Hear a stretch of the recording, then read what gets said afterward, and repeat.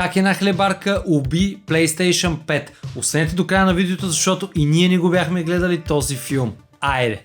В нашия сервис пристигна клиент, който ни донеси PlayStation 5 Slim, споделяйки ни, че докато е играел любимата си игра, конзолата му внезапно е умряла.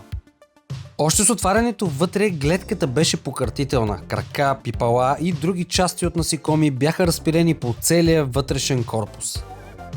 Изненадващо, вентилатора, радиатора и перките са в прекрасно състояние, което заплиташе ситуацията още повече. Още крачета и ръчички. Яйкс! Такова чудо не ни се беше случвало досега. Нямаше място без разпилени вътрешности. Лека по лека поглеждаме към захранването и май сме на правилната следа. Няколко бебета хлебарки бяха приключили житейския си път. А тук забележете този нагар по платката. Нещо буквално се е стопило за части от секундата. Ето го и него. Мама хлебарка е стъпила с крачето баш където не трябва. Стрелките показват началото и края на тялото й, което я прави доста голям екземпляр. Тук прави малко манипулации и захранването е топ. Още крака и вътрешности. Блякс. Типичното оттичане на течния метал при вертикално стоящите конзоли е нещо, което ще поправим за няколко минути със следващите кадри.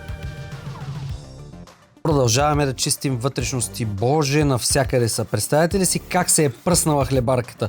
Но така е, който не гледа къде стъпва. Залепваме си обратно протекторчето и е време за финалната стъпка. Пускаме конзолата, за да видим дали ще тръгне.